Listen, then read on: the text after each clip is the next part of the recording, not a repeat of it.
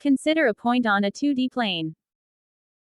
A point may be defined as a particular spot, place, or position in an area or on a map, object, or surface. For example, turn left at the point where you see a sign to Appleford. On a computer screen, a point can be thought of as the x and y position of one pixel on the screen. We can represent a point on the screen by drawing an arc with a diameter of 1 pixel.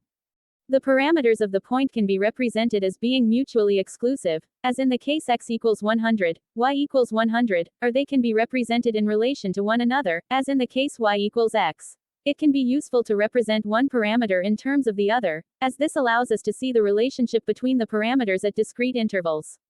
For example, suppose you wanted to see what a plot on a graph would look like if every y value corresponded to every x value, ranging from 0 to 100. We would get a line that appears to be rotated at a 45-degree angle.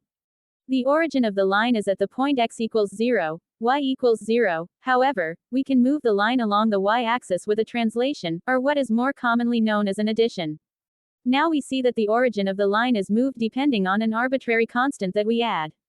Let us call this constant c. If we wanted to find what all the y values would be of y equals x, when x is equal to 0, we could multiply x by 0 in our current formula. This would give us a straight horizontal segment.